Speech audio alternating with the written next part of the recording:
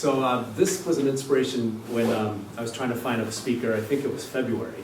It's like put all hands alert time finding speakers, and I found like 4. So I lined them up. And Sean was one of the lucky people we caught. But it grabbed my interest because I'm a kit builder, and you got to wait till you see these plans and this size of kit, and you'll realize this is the ultimate kit build that you could possibly do. And it was from Sean, is somebody we know from all our contests and days of independence. So it was a great opportunity, and I just thought it'd be kind of interesting to hear the pros and cons of why make a kit plane. And you said you've done, this is your 4th kit plane? It's the 3rd one I've built and the 4th one I've owned. Okay, so yeah, he's definitely an expert on kit planes.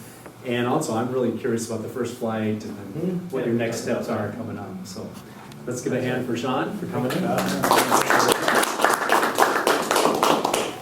So Kyle will help me be in my man of white, advancing the slides. So thank you everyone for the opportunity to come and talk to you.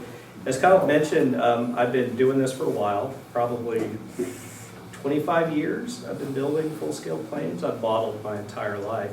And what shouldn't be surprising is most of the people who build full-scale planes have been modelers forever. I mean, in fact, in the most recent EAA magazines, Experimental Aircraft Association, they've been talking about the FAA regs relative to models and how both the EAA and the AMA need to work together to keep the feds under control. So there's a lot of crossover with people who choose this for a hobby. So when we get to the next slide, I really wanted to talk to you about my journey in home building. There's the one right in front of us. I brought some pieces because it's always fun to look at real pieces. But there's earlier planes I've built, and I've learned something from each one of them. So why would anyone build an airplane?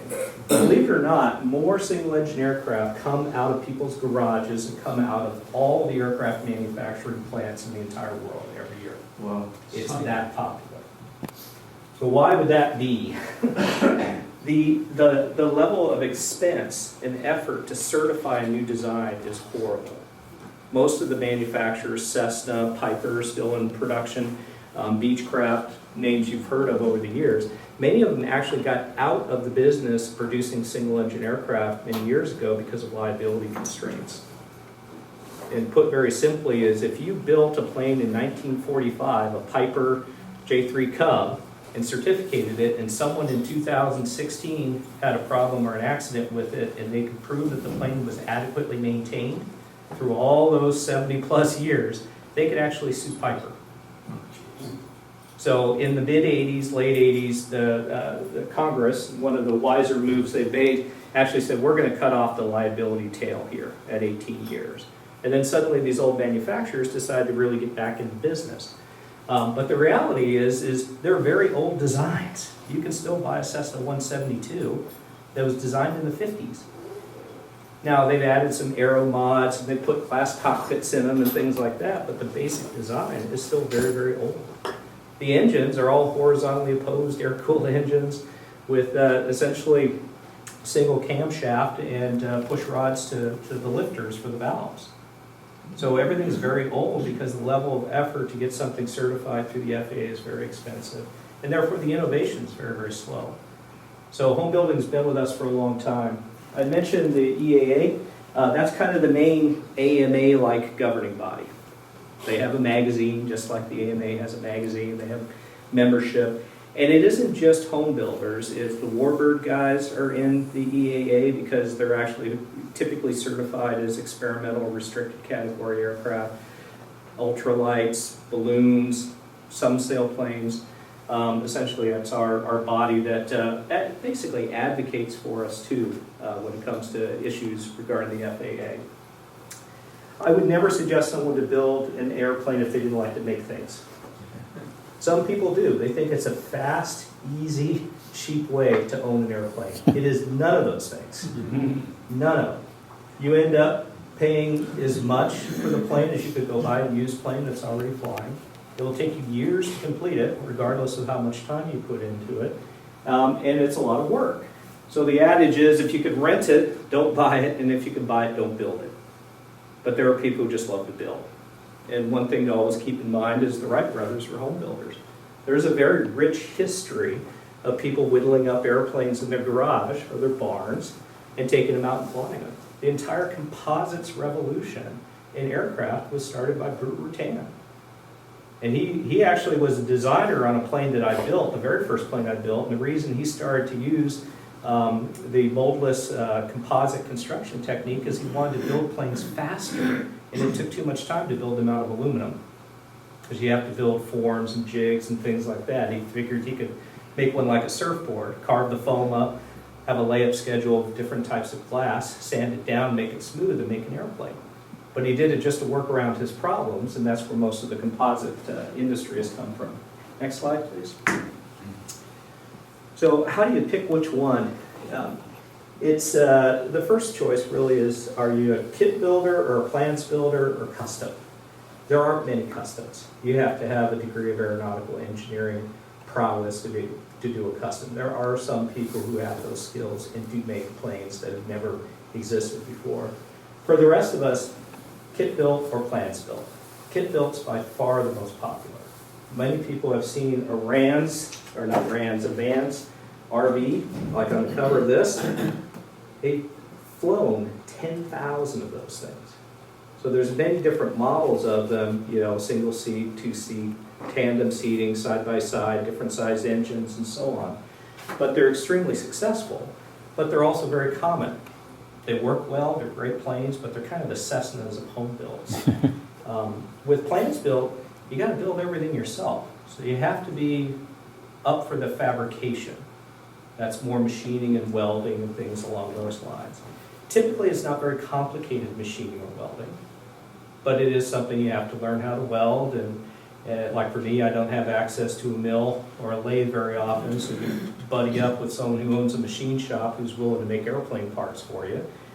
And you go and slip them the money they need and buy the materials you need out of aircraft spruce, and you get the parts. It just takes longer, but it's certainly not harder. You will learn new things. In fact, every plane I've learned something new. You will not know everything you need to know when you start the endeavor, but you have to be willing to learn. Because like for me, the last plane that I built, not this one, but the one before, I didn't do a whole lot of welding prior to that, but I had a lot of welding I needed to do. So I bought an epoxy-acetylene setup and read books and got a lot of scrap metal and practiced and put my welds in vices and beat the crap out of them to see if I could break them. And then finally, when I got something that would hold together, then it's really a matter of making it look pretty. Like those little pretty beads with, you know, a roll of nickels on their side. That beautiful work. Also, at some point, you're going to have to fly the thing. So you have to be honest about your skills, what you're willing to risk and not risk. And at least for me, you have to have a passion for the machine that's going to last years. I just call it love, because there will be times you'll be flaming pissed at the thing. You have to say, I'm done with it. You go in the garage or leave the garage, go in the house, do something else for a couple of months, and then you come back to it and say, well, I got a couple hours on a weekend. I'm going to start whittling on that thing again. And then suddenly you're back into it, you know, and ultimately you do that for a few years and it's done. But you have to have that passion that sustains. It's more of a tenacity, a willingness to keep coming back, because a short duration might be 2 years for someone who's making it their full-time job. My first one took 6 years. My second one took 5. The Eagle, which actually was in between them, I just did a covering and top overhaul on that, so I didn't build it. This one, I have no idea, but I'm not trying to turn it into my job. It's supposed to be a hobby. It's supposed to be fun. Next slide, please. This is my first plane. It's an old Scan, so I apologize for the quality. That's down at Hollister Airport when I was doing test flying. It's a BD-5B. I got it as a kit from a guy named Keith Hinshaw, working out of Reed Hillview Airport, who had taken over the rights to the BD-5 line and was selling kits. And I was 25 when I started working on it. I was just probably 31 at that point. 21.5-foot wingspan, all aluminum, 95 horsepower, is an inline Honda Civic CVCC engine. The liquid cooled 4-banger with a turbocharger to produce the horsepower. What's interesting about this plane as well is the engine is mid-mounted. Engine's right about there. And then there's a belt drive that goes up, it does the gear reduction, and then a shaft going out the tail to the propeller. Very interesting plane. They were extremely popular as far as garnering attention in the late 70s, but very few people ever finished one. I have never seen a propeller-driven BB-5 fly. I've flown them, but I've never seen one fly. They were that rare. I took it to Hollister, or I did the flying at Hollister, but I took it to Watsonville one year for the air show.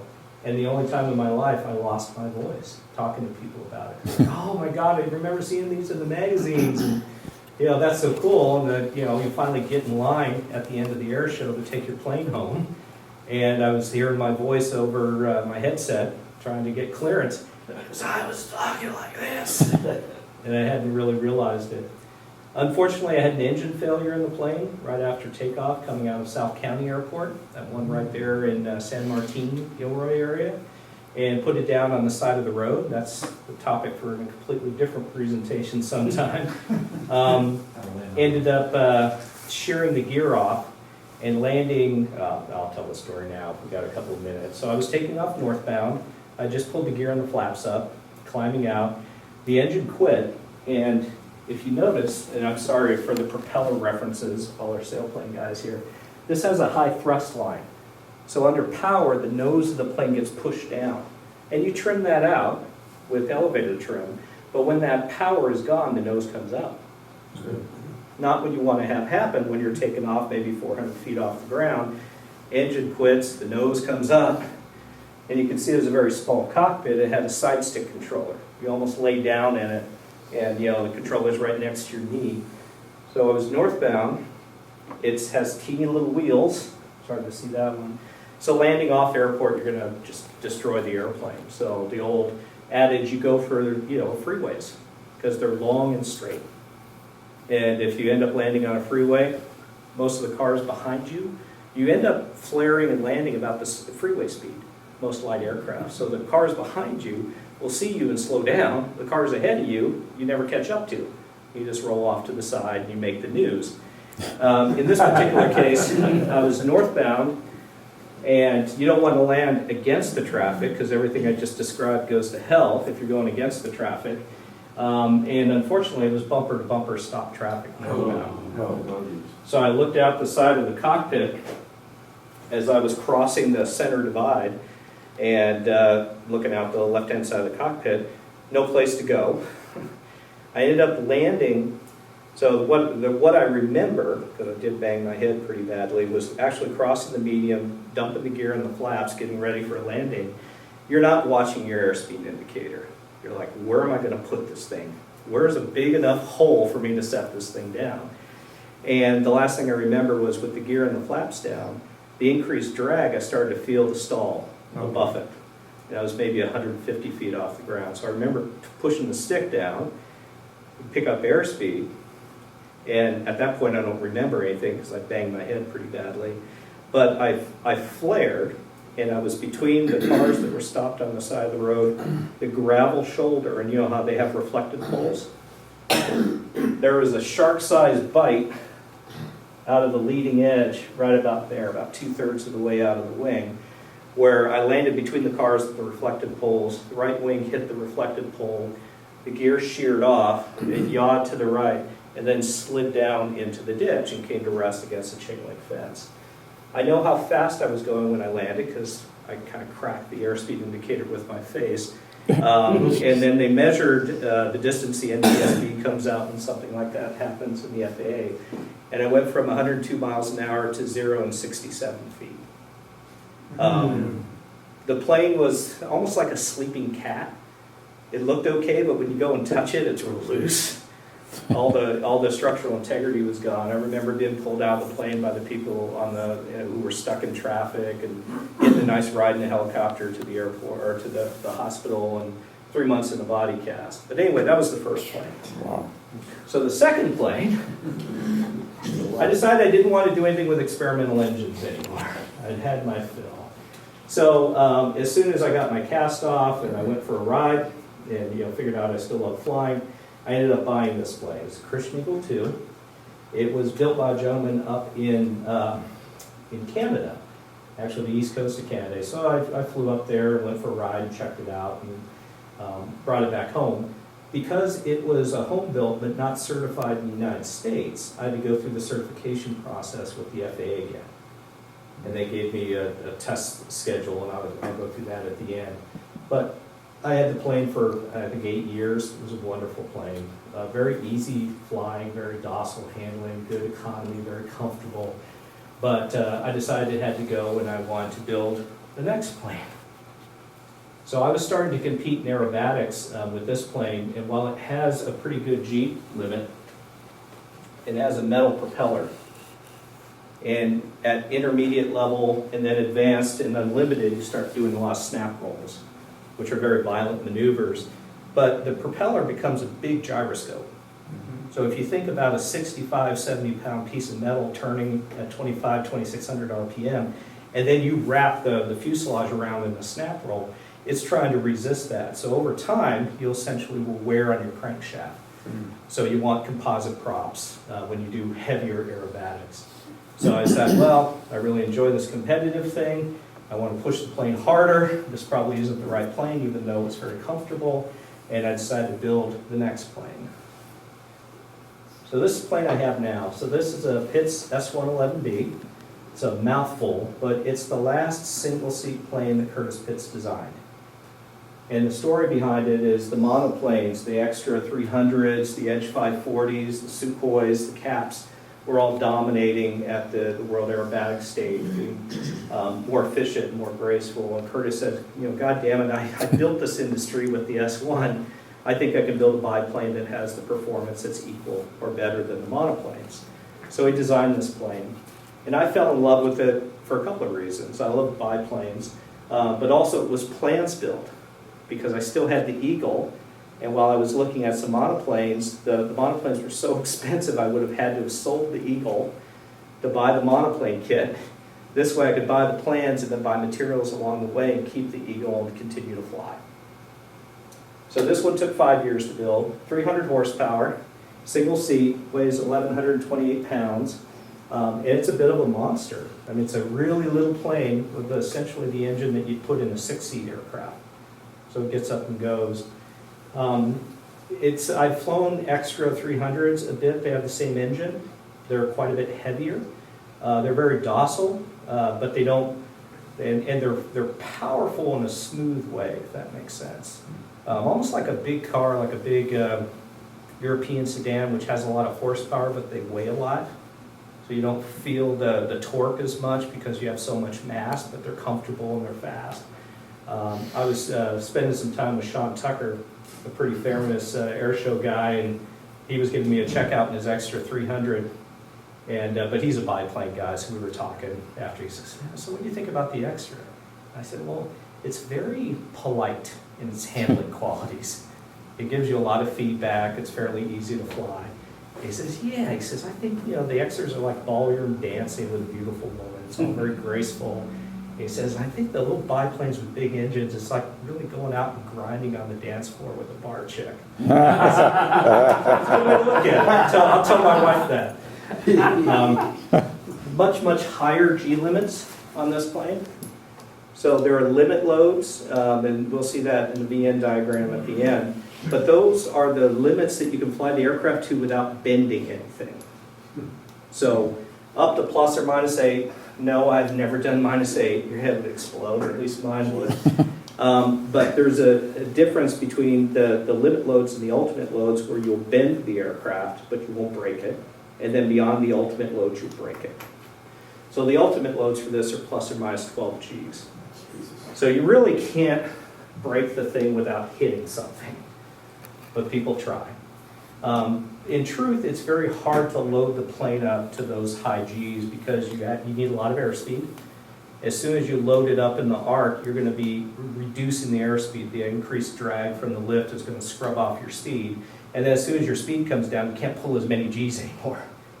So you can hit momentary G loads that are quite high, but it's not like an F-16 or F-22 where they have so much power that they can overcome the drag from the increased lift in the turn and keep a 9G turn up until they run out of gas. I could do 9 Gs in this, but it would only be for a fraction of a second because I'd scrub off the energy. The little 300 horse engine can't stick enough energy back into the system. Very, very fun airplane, but I decided I wanted to build my retirement airplane, which is the next plane. And this is what the parts are. So some people have asked me, so well, why a Cub? I mean, you got a Pitts, why a Cub? And the truth is, because I've got maybe 50 hours in a Cub out of Amelia Reed's Aviation's place, or whatever it's called now, and it was one of the most fun planes I ever flew. Simple, light.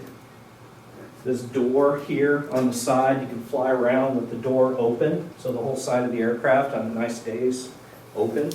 Wearing shorts, and you got maybe a 60-mile-an-hour breeze coming through there. As long as you have gas and oil pressure, you're good. There's not a whole lot that can go wrong with them. Very simple, very fun. Easy to fly, but hard to fly well. Crosswind landings are tough in Cubs because their wing loading is so light. And then for me, because I'm building it, I've also got a setup back here, additional set of fittings on the fuselage to put it on floats if I want to, which I thought would be fun as well. The neat thing about this particular one is in researching Cubs, and Randy and I were talking about it a little earlier, there are a number of Cub replicas out there. Carbon Cubs, Legend Cubs. This used to be called a Cub-E until Piper got mad at him for it. But it's been such a popular design, a number of home-built companies have created derivatives of them. I wanted one that was as original as I could get, because I loved that experience flying Amelias around. I didn't want a big engine, because that's just more money to pour through the gas. It doesn't make you go faster because of drag. I didn't want a constant speed prop. I got one of those already. It's one more thing to maintain. I want something that would be simple and light and fun, and I wouldn't spend more time maintaining it than I was flying it. So I really landed on a Cub as a retirement plane. I wanted to build, because you can still buy Cubs, I wanted to build because the youngest Cubs out there are 75 years old. Now they've been restored over and over and over again, but the airframe is mild steel, not 4130, because that was what they were certificated for. The other thing that people don't realize, they don't have electrical systems. You hand prop them all the time. Radios are handheld radios, no nav lights. I mean, there's a lot of things that you kind of will sit there and say, well, that's fun if I'm just putting around. But I wanted a starter on it just in case I didn't want to hand prop it. And hand propping's fun. It gets a little scary when you're doing it alone. Mm-hmm. So some people will put glider tow hooks or tow hitches back here by the tail wheel so they can tie the tail plane, the tail down, and then release the tow hook. I was taught you get behind the prop if you're by yourself, and you kind of wedge your leg against the landing gear and you prop it from behind. But anyway, having a starter is a good thing. I also wanted metal spars, because if I'm going to put it on floats, I don't want it to have wood spars. I wanted to have a 100 horsepower engine, an 0200, instead of an A65 or C90, which were the standard Cubs. And lights, not that I want to spend a lot of time flying at night, but if you get caught out a little late, turning on a little switch and you have lights, it's a good thing. So all these little things are extremely hard to do with the FAA when it's a certificated plane. You have to go through a lot of paperwork, a lot of engineering analysis. Someone might have what's called a supplementary type certificate where they did all that analysis for you and you buy it from them and then just have it installed or install it. Or if you're doing something that's never been done before, you have to do a field modification of 337. But all that stuff's a pain in the butt. If I build it, I don't have to worry about any of that. I get to be my own licensed mechanic for that particular plane, as I have been for the other planes. So I get a little card, which is just like my pilot's license. It says, for this plane, I can be the mechanic forever, even if I sell it. The owner could come back to me to have any work done on it. Not that I'd want to do that. I'd be like, I'd go find an A&P for that. And that actually saves on cost and complexity. So I really, really wanted to build. Also, there are changes in the regs right now, a thing called light sport aircraft, where they're trying to reduce the cost and complexity of certification. So they've essentially said for planes below a certain weight, below a certain horsepower, below a certain airspeed, and below a certain number of seats, will relax the pilot requirements and relax the certification requirements. So this would qualify for that light sport if I wanted to put it in there. Also, there's a new type of license, and by new with FAA, new is like in the last 30 years, called a light sport pilot, is what it's called. The neat thing about sport pilots, you don't have to get an FAA medical. So what I need to fly full scale, I need 3 things. I need a pilot's license. Yeah, I already got one of those. It never goes bad. You don't have to renew it, but you keep it current by flying. Free takeoffs and landings every 90 days in the category and class of aircraft that you wish to operate. And you need a medical. The medical's the stupidest thing you've ever seen. You go pay, a fairly, well into his retirement years, medical examiner, $150, and he says, turn your head and cough. But they're trying to do away with that because they've shown that statistically it doesn't add any value to the safety of flight. So the EAA is working hard with Congress to eliminate that for private pilots altogether. If they're not successful, if I don't want to get a medical anymore, my private pilot license can revert to a sport pilot license and I just don't get my medical. Also, the engine I'll put in this, I can actually run it on car gas. Aviation fuel still carries lead in it. It's actually a big problem with the EPA. The lead is required for lubrication of the valves. The average car engine's running at maybe 15-20% of its rated horsepower for most of its life cruising down the highway. Aircraft operate between 65 and 100% power through most of their rated time. So even though they don't put out a whole lot of horsepower for the displacement, they need the lead in the fuel to lubricate the valves. Of course, the EPA doesn't like that, but they've been working hard, and so far they haven't been successful in finding a lead substitute because the EPA is trying to get it all out of aviation fuel. But until there's a viable substitute that doesn't destroy the general aviation fleet, they're still going to produce avgas. Because of the low power of this particular engine, Continental 200 that I'll put in there, you can run it on car gas. So if there ever becomes a problem with getting avgas, I can still fly. So I thought about this. Also, it's got a high wing, so I know from having done it before is I can put this and the pits in a single T hanger at the same time, where the tail of the pits tucks underneath the wing of the Cub. So I put a little thought into this, obviously. So this is the current plane. Next slide, please. So how do you go about building a plane? Well, first you got to pick which one you want to build. And in the current EAA magazine, there's a guy who built a full-scale replica of a Spitfire, 100% scale. Now it's not the same construction method as a Spitfire. It's a steel-tube fuselage with aluminum sheeting over it to give it the shape, versus a full monocoque fuselage, and it's a wood wing. Well, it's a full-scale Spitfire. He's got an Allison V12 hanging off the front of it. Wow. There are home-built jets. Not a lot of them, but there's a few home-built helicopters. Kits and plans built, but you got to decide what the heck you want to build. And then you have to figure out where you're going to build it. That's probably one of the more fun things because these things get kind of big. This has a 36-foot wingspan. A single wing panel for this plane actually takes up one single car garage space. And so does the fuselage. So I've got 2 wings and a fuselage. And I got everything into a single 2-car garage, and my wife can park in the garage every night. You got to think about that stuff. I actually have the wings hanging from the rafters, stacked like 2 pancakes, and then the fuselage is on the gear in my garage spot. But you have to figure out where you're going to build this thing. Some people will rent a hangar very early in their build process, only to find that if it's far away, you just don't work on it very often. You get home late from work, you're tired, or you don't have that much time. Like my plane, the Pitts is up at Livermore. That's 45 minutes each way. If I have a half-hour time to work on a plane, and I got to drive an hour and a half to work on it, I'm not going to work on it very much. So a good rule of thumb is to put it close to you. Typically, you build the wings first because they're the most boring things to work on. They're very repetitive, over and over and over. And for the scratch builders in the room, where's Bob? Wings are boring as hell.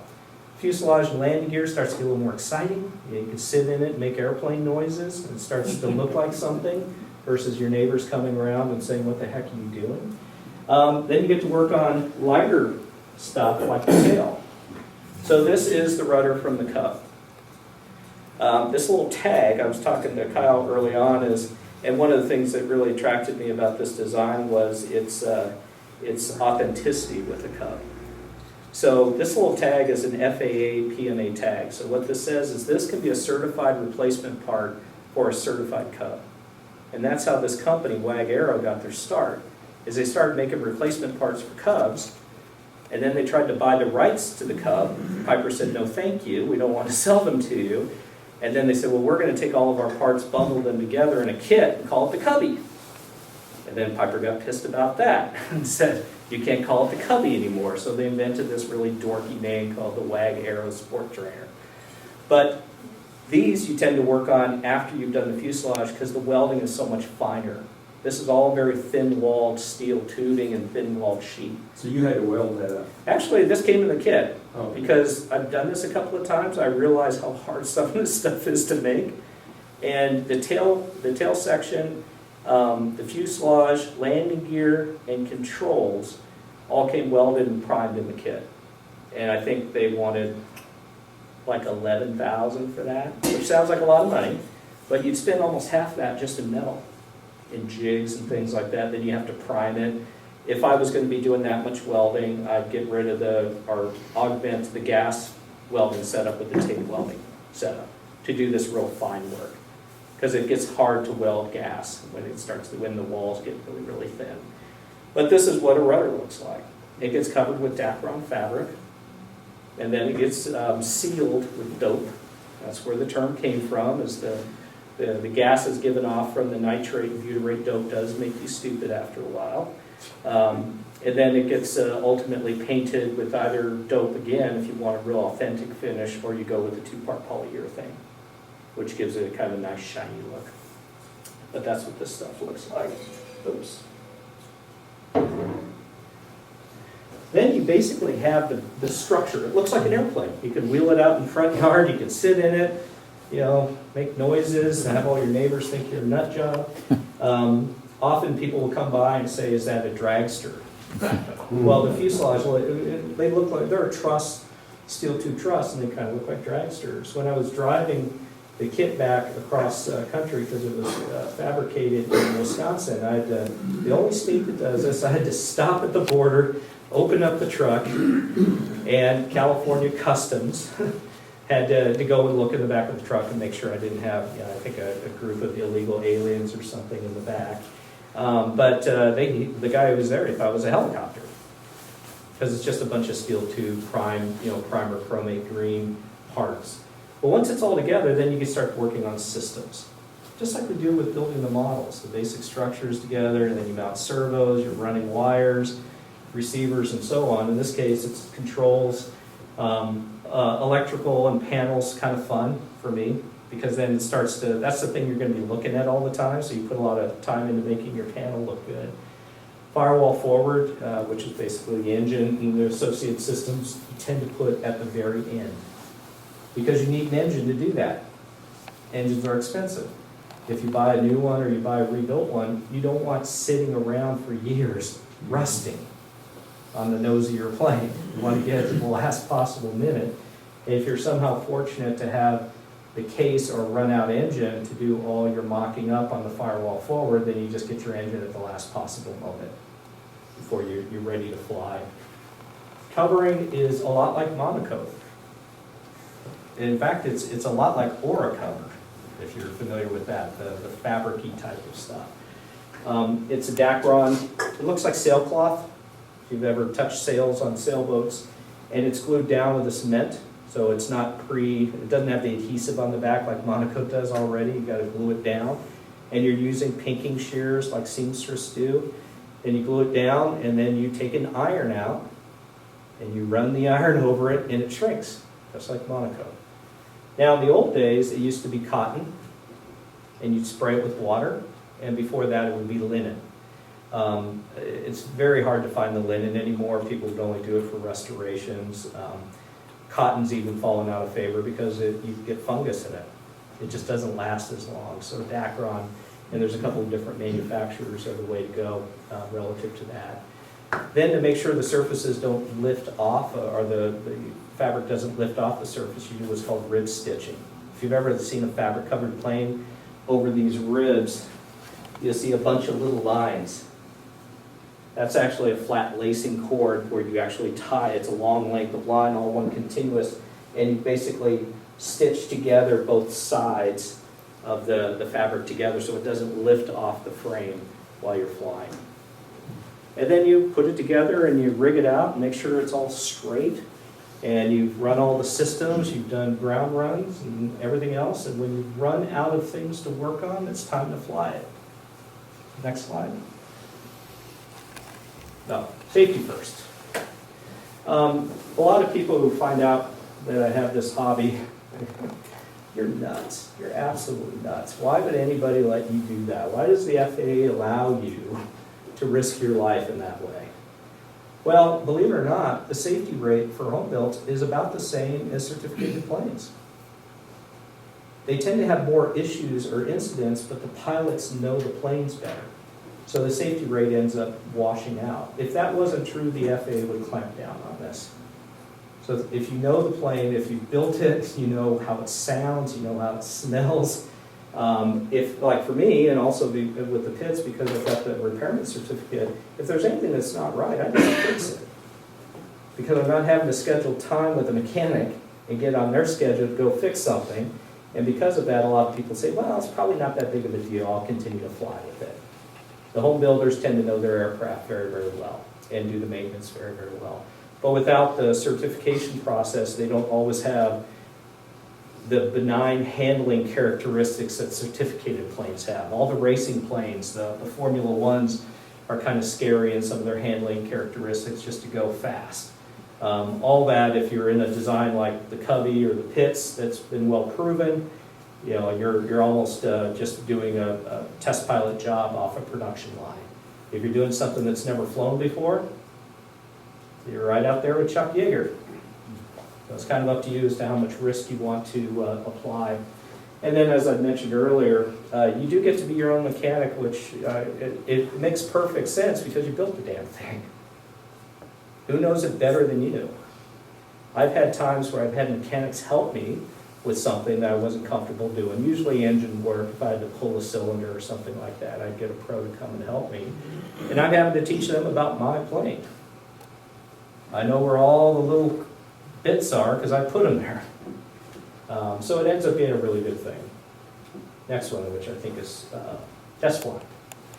So, yeah, this one. So, once you think you're done, you petition to the FAA, fill out some paperwork. There's always got to be paperwork with the FAA. And they will schedule a time where either an FAA employee or what's called a DAR will come out to the airport, a designated airworthiness representative. And that person typically has their mechanic's license. And what they do is they check your paperwork and they're supposed to give your plane the once-over. Look, you know, you're supposed to have all the panels off that can be removed, everything open so that they can get an inspection. My experience, having been through it 3 times, because I had to go through it with the Eagle as well, they don't really know what they're looking for. I mean, they're happy to get out of the office for the day and take the government car and get out to the airport. If you had a really, really poorly built plane, they would probably say something about it, or if your hardware wasn't right or things like that. But if you've been reasonably careful and you follow the accepted practices for building, they just kind of look at it and say your paperwork's in order. I'm going to clear you into phase 1 of your flight test. So what that is a 25-mile radius from whatever airport you've chosen. Now you can't choose to go do your test flying at San Jose or SFO or Oakland. They want you away from people. So it's places like Hollister. Yes, sir? Do you have to keep all your records of the stuff you bought? In other words, to verify that you got A-in bolts and all this other stuff? I've never been asked for receipts. If there would be a case where they'd want to see receipts, it would actually be to establish the value of the aircraft. What you can do, and I didn't bring any, but with A-in bolts, on the head of the bolt they have an X. Right. So you can look at the top of an A-in bolt and see that's an A-in bolt, not a OSH grade 8 or grade 5 bolt. So they can see things, but what they're looking for is there's a max number of, all these bolts have specific lengths where the shank is fairly long and the threads are actually fairly short. You don't see the all thread kind of bolt because those aren't as strong. So you end up having to use bolts of different sizes for different purposes, and you can have a maximum number of 3 washers. And you have to have a maximum of 1.5 threads pointing out through the nut. So things like that, they'll look and say, well, that's not quite right. Or firewall forward, you know, you're running a line too close to the exhaust and you might melt something. Things like that. So it's very, very general in that regard. You are supposed to take pictures of stuff before you close it up, like before you cover the wings. And if they can't really inspect it, you do a picture. I've never had them look at my pictures. Again, it's more you've done your homework, it looks reasonably airworthy, but then also keep in mind, this is an experimental aircraft. By definition, it doesn't meet their criteria for airworthiness. You could say, I designed it to take hardware from OSH.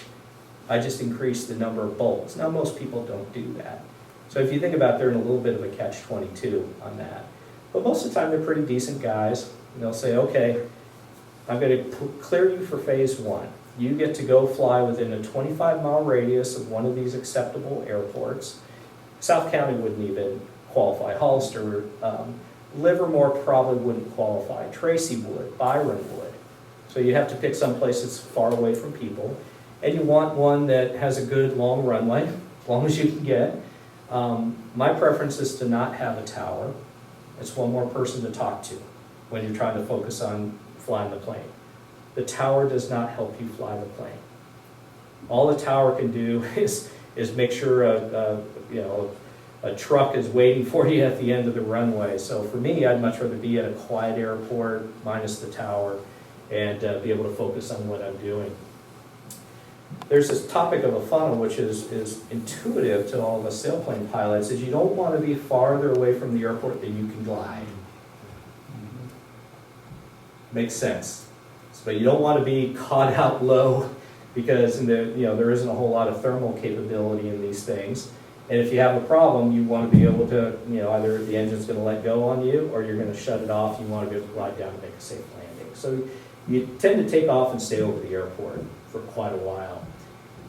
There's 2 major schools of thought of how you do test flying. You kind of do little short hops down the runway.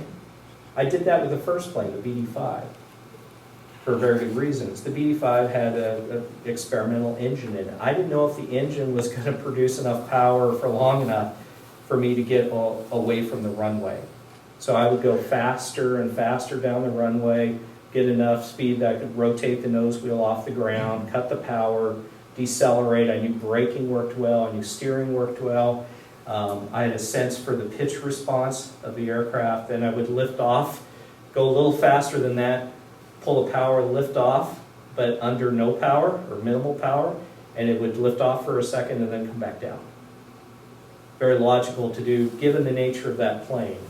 You don't want to do that with a tail dragger because they tend to be squirrelier on the ground anyway, so you tend to, I did it with the, not only with the pits, but also when I flew the Christian Eagle. The first time I flew it, I was alone. The FAA had signed off all my paperwork. I'd been doing some training with Wayne Hanley and his Pets S2A. I was trying to get on his calendar for him to come and help me with it. He was a busy man. And I said, well, here's my problem. I'm all signed up. I'm paying for a hangar. I'm paying for insurance. He said, oh, hell, you can fly it. Because I'd already done a few hours of duel with him. So I took that plane off for the first time. Just me in the back. So it's a first flight for me, but not a first flight for the airplane. In the pits, I wanted to make sure the engine operated well and the prop would cycle and all that. But as soon as I was comfortable, it was get the heck away from the ground. You don't want to be too high, because then if you have a fire or something like that, or a problem, it takes you a long time to get down. So you want to be, 4,000 or 5,000 feet above the airport. High enough that if you need to jump, you got enough time. Low enough that if your decision is to get down, you can actually get down. And then the first flight is usually just checking the basic systems and controllability at moderate airspeeds. You're not trying to go real fast. For me, on the pits, I surprised Steve Wolf. He's a pretty famous pits guy who did the covering and painting for me, that I stalled it. but I wanted to stall it. The reason I wanted to stall is I wanted to check that the airspeed indicator was reading well. Because you don't know whether you're reading high or low. You may have had a placement error with your pitot tube or something like that, and you think the plane's going to stall at 70 miles an hour, and it lets go at 85 because the airspeed indicator's off. So it's much better, in my opinion, to go do a stall, or at least an approach to stall, figure out where your airspeed indicator is, and then multiply that by 1.3, and that should be your approach speed. So I flew around for about 20 minutes. You want to fly long enough to do some of these basic things and make sure that it's controllable and so on and so forth. And then you want to come in and land, because you want to make sure that things aren't wearing. You want to pull the cowl off the engine and make sure that you're not leaking something or something's wearing. So a real short flight, a bit of congratulations, a huge sigh of relief, and then you go and check the plane.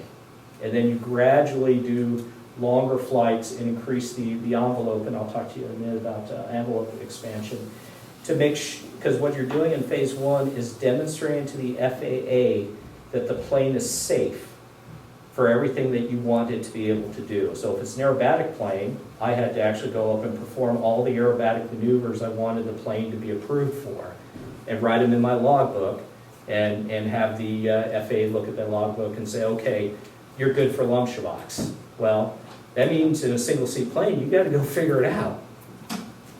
I mean, you go up and say, all right, I've done a couple of dual instruction Lumshavaks. I've never Lumshavaked a Pitts S111B.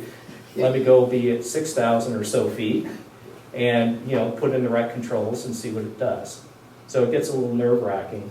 But also you're expanding the speed range as well.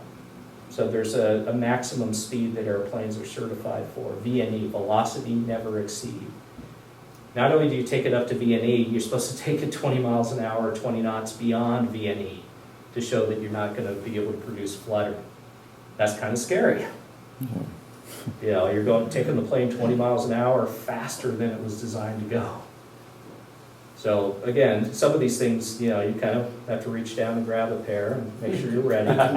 But it isn't like, oh my God, I don't think this is going to work. It's I've done everything possible. I'm prepared. I need to go do it. And if anything doesn't feel right, I'm going to stop and go try again at another point. So it isn't quite as scary as it sounds. And then once you actually go through all that and you've flown either 25 hours, if you have a certificated engine and propeller combination, or 40 hours. 40 hours in a 25-mile radius in a single-seat plane is a long time. And then you take it back to the FAA and say, release me from phase one into phase two. And at that point, it's a real airplane. If it's a two-seater, you can take passengers. They can't pay you for it, for the flight. But you can take up your brother or your sister or whoever you want to take. You can fly it wherever you want to fly it. At that point, it becomes a real airplane, and the FAA treats it as such. Next slide. So the envelope expansion. This is the last slide, and this is actually out of some of the FAA books on these things. So if you've ever watched some of those old movies, Left to Right stuff, and they talk about pushing the outside of the envelope, this is the envelope. This is what they are. This is what they look like. So on the vertical axis, they have a load factor. Horizontal axis, airspeed. At 0G, in zero airspeed, there's no load. The plane's just sitting there. But as you increase your airspeed, there's a max G load. Remember I told you about the biplane scrubbing off speed and not being able to take it. You have to actually go fast to actually get the speed, the G load that you want. At this point, this is the max G's you should be able to pull. So that's the limit load of the aircraft. Above that, you're bending something.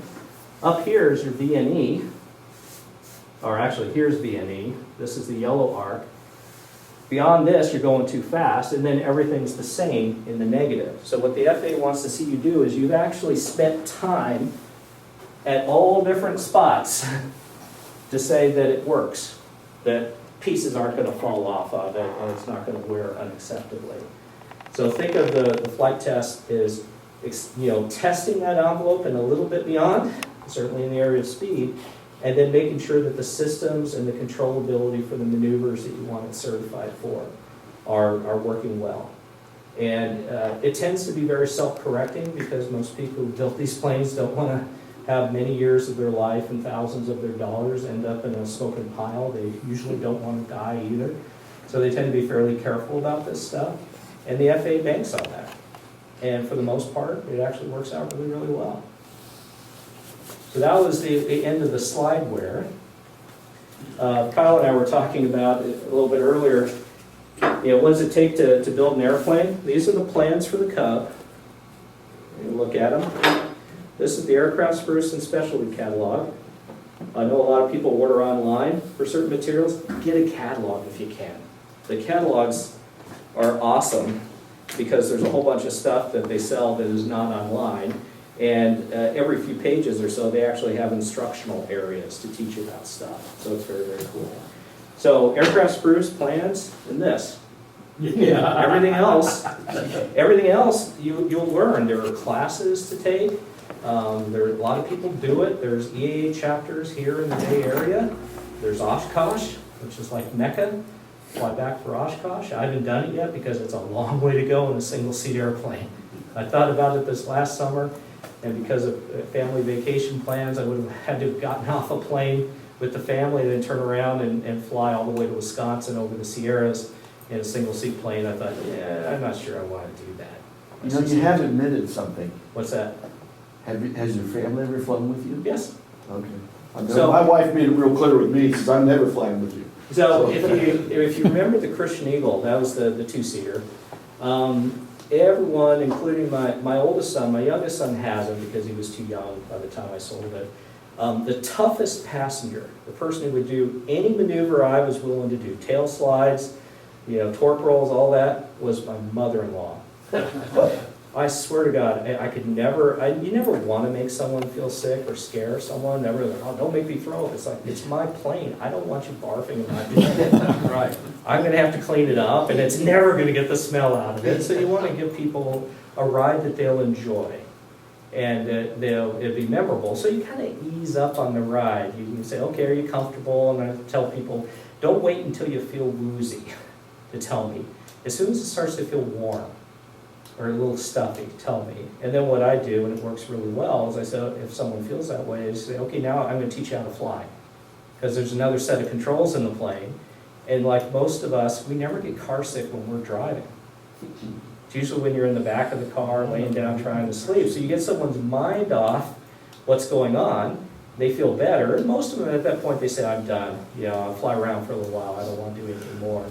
But Sue, my mother-in-law, anything I was willing to do.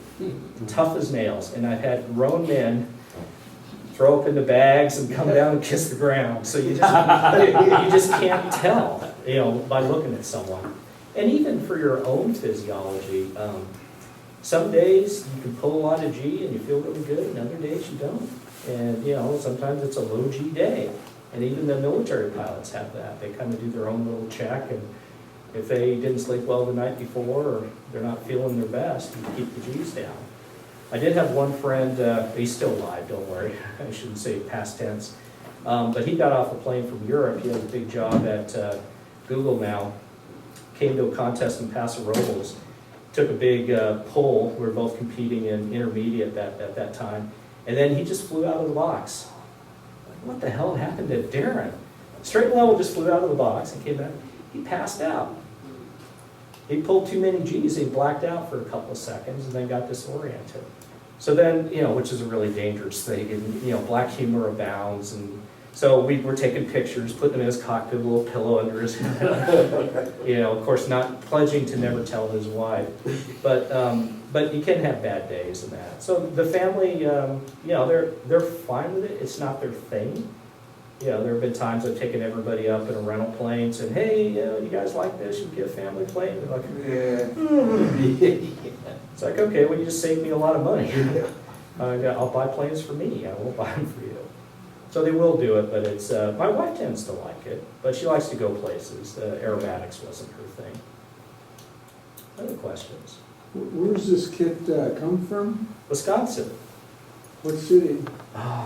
Where are they? Don't tell them. Don't tell them. Well, I flew into Milwaukee, There's a little bit of a story. I went back to get it during the polar vortex. So I ordered the kit. It takes a little while for them to construct all the parts, like all these welded and primed parts. And then it was ready in, I think, January, during that really bad year. This January? No, 2 years ago. You got to- Where it was so-called Lyons, that's it, Lyons, Wisconsin. And so I said, okay, well, how are we gonna get it out to California? And they said, well, you can have it shipped, but remember, the fuselage is 18 feet long. And they said, we really don't recommend that because there's a lot of really small, tabs and things on the fuselage, and they tend to get broken, because they don't crate it solidly, they'll put it on a pallet and then wrap it with saran wrap. They said, we really prefer people come back and get it. I said, okay, I'm game.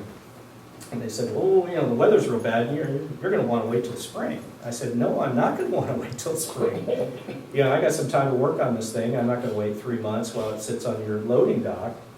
And I said, besides, you guys drive in the snow, don't you?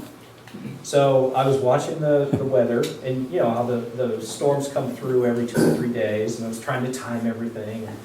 And all that was working out well. And I show up at this little mom and pop hardware store where the rental truck, a big 26-foot long covered, I think it was a rider truck, that I was going to haul this thing back, but they couldn't get the truck started. Not because of the batteries. I thought it was because of the batteries. It's because the paraffin wax in diesel fuel was coagulating. And it was producing clumps that would clog the fuel filters. And when you're pouring diesel in our temperate climates, it's got a little bit of a green tinge. At about 15 degrees, it turns milky green. And below 0, it actually turns kind of gelatinous. So they finally got me the truck at 5 p.m. on a night, and the nice people at Wag-Aero were like, are you gonna come to get it? We got a bunch of hourly people waiting here to load your truck. And I didn't even have time for them to tell me how to set the emergency brake in the truck. So I'm driving through rural Wisconsin, and it was dark. It was really dark. We load up the truck, and right before they left me with the truck, they said, now that we got it running, you can't stop until it's above 20 degrees. And at that point, it's about 6:30 in the evening. So what are you going to do, Sean? Well, Sean drove south. And I hung a ride at St. Louis and kept going, because by the time, I ended up driving, my wife hates it when I tell the story, but I drove straight from Lyons, Wisconsin to Albuquerque with a couple of cans of Red Bull. But once it was warm enough to stop, it was morning in like Oklahoma City, and it's like, well, if I go sleep now, I'll sleep through the day, and then I'll wake up in the evening, and then I'm going to drive, as long as the sun's up and I'm feeling okay, I'll just keep going. And I found so I can make it to Albuquerque. Spent the night in Albuquerque, and then the next night I was dumping things off at the house in Paso Robles, trying to lie to my wife that I actually slept. But she's smart enough to do the math, but I never admitted to it. So how many hours is that? It's got to be like 30 hours. Yeah, but I fly to India for work and things like that. I used to stay up late. Yeah, but it worked out well. It was a fun story. Got it home. Got to work on it. So while you're building the Cub, don't you have a inspector guy coming along at different points? Or? They used to.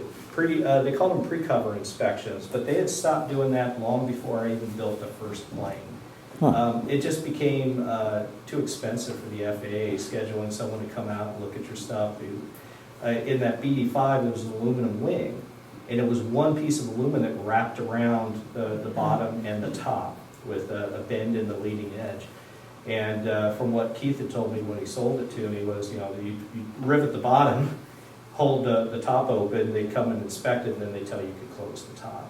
But then they turned it over to pictures, just take a picture before you close it. But most of these things have inspection covers and ways to not necessarily see everything, but get a sense for the general quality. And even then, they haven't asked for my pictures once. So I'm taking my pictures, but I don't expect them to ask for them. They'll just say, all right, looks airworthy. Oh, this is your third one? Okay, here you go. Here's your paper. Did you ever find out what happened to the boy lost power?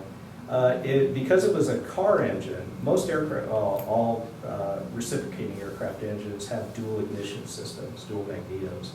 This one actually had a coil ignition because it was a Honda Civic with single plugs. So the switch circuit breaker, which was a certificated aircraft part, failed.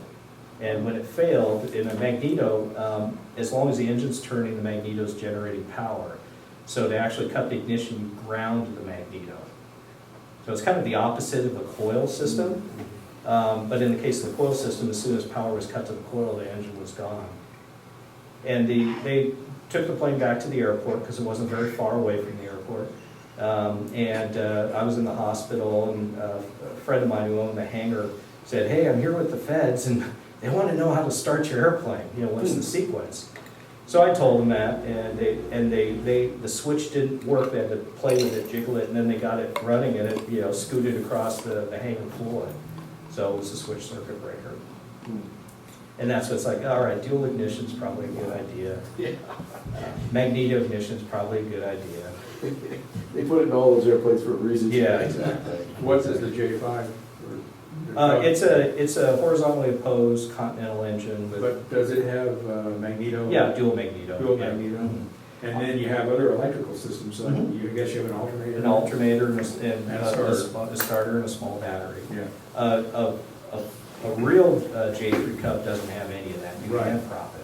Yeah. And so I want some of those things, like a real radio. Mhm. You need a transponder to fly in areas like around here. Lights I'd mentioned, a starter if I needed it. Those are some of the things you could do as a home build that it would add tens of thousands of dollars to do it to the Cub. And it'd still be a 75-year-old plane. Are you gonna put an ADS-B in there? I don't want to. They might make me. Yeah. It's so that's for people who don't know, it's a new form of transponder that actually reports back, so that air-to-air communication.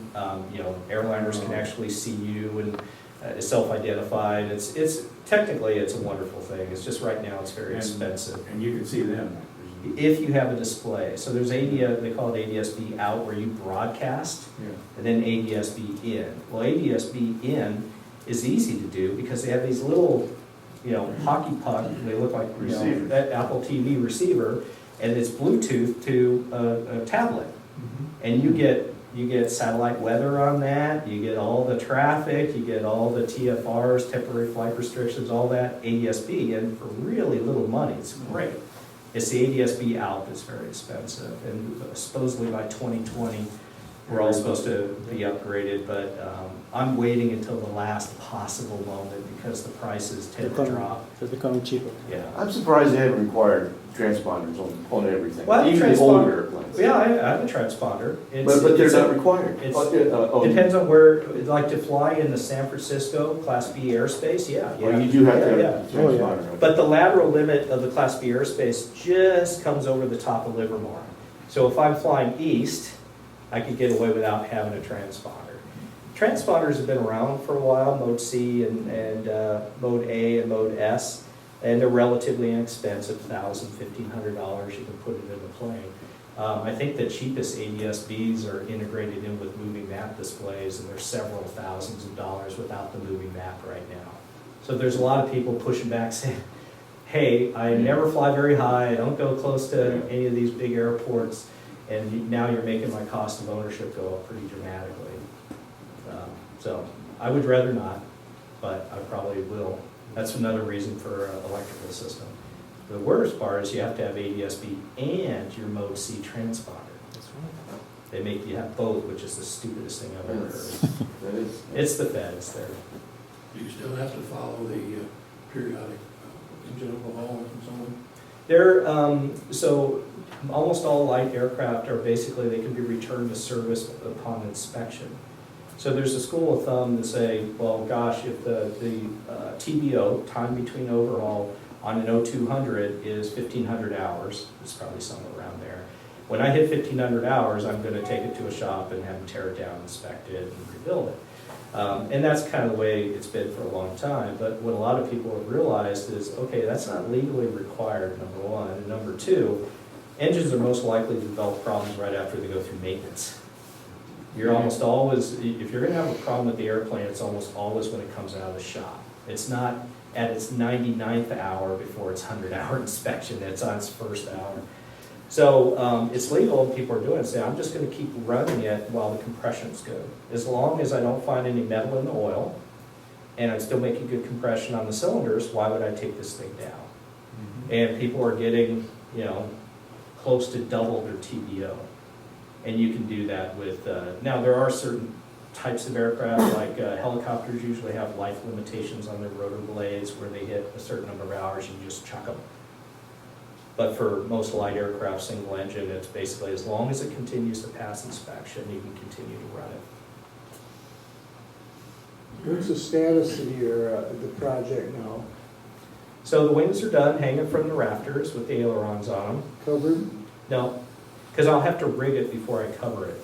Put everything on, and then, similar to, you know, what we do with the models to judge, you know, how much flap deflection I'm getting, everything in trail, things like that. So you put it all together, set the dihedral, set that there's no racking between the two wings and the rudder tail post, and that there's no twist, wash in or wash out as you go across the span.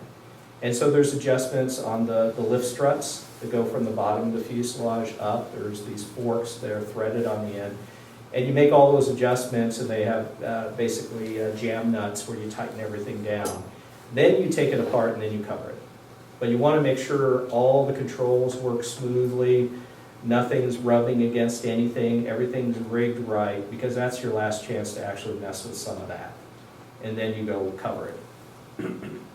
And then you get to go put it all back together again. But it's not dissimilar for people who build motorcycles for a living. You kind of put it all together, you mock it up, and then you take it apart, and then you paint and chrome what you want. Because you need to make sure everything fits well before you put all the effort into the finishing. Is there any washout built into the wing? Not in this plane. No.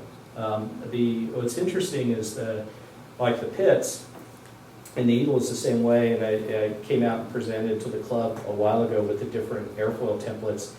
What Curtis Pitts did that was genius was he had a different airfoil section on his lower wing versus his top wing.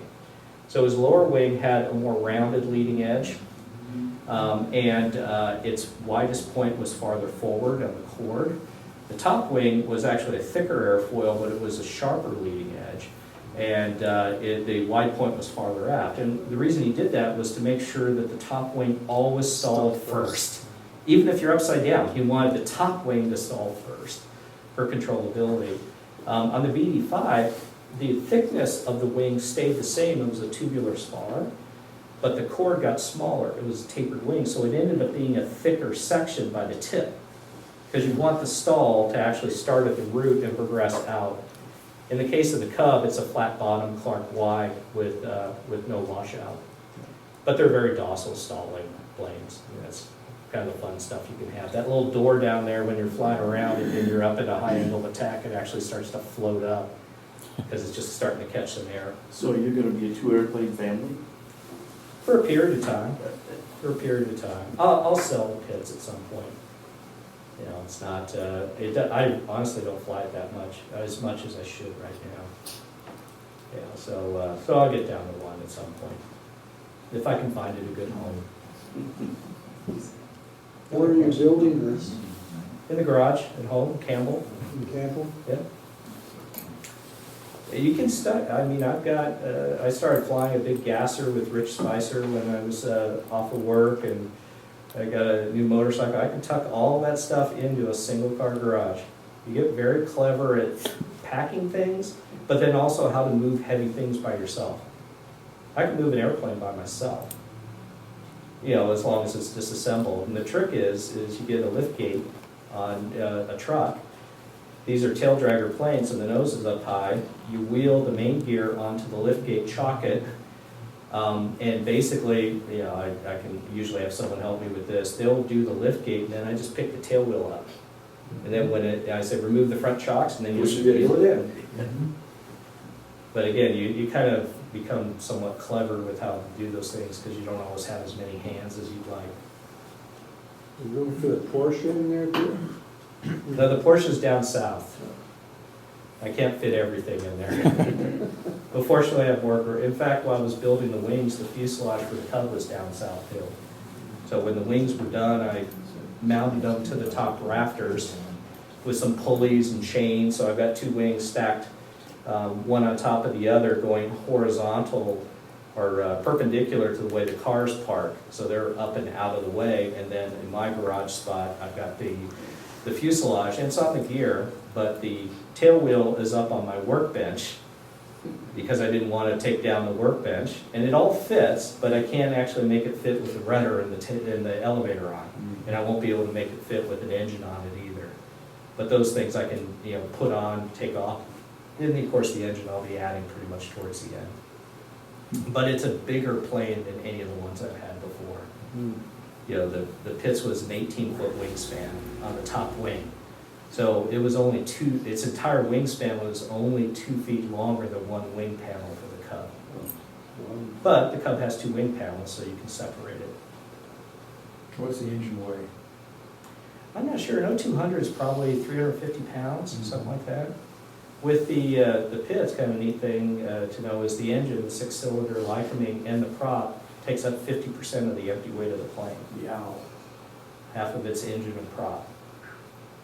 But this one, much smaller engine, 200 cubic inches. And they're the same engines that are used in Cessna 150s and 152s, so they're everywhere. Parts are very available, they're extremely reliable. That was one of the reasons I wanted to build. I wanted an 0200. It weighs the same, it takes the same mounting pattern as a 65 horse Continental, but you get 35 more horsepower and an electrical system. And the parts are cheaper because there's a lot more of those engines out there. So it's like, well, why wouldn't I want an 0200? Especially if I think I'm going to be dragging around floats. I don't want the extra horsepower. Great story. Yeah.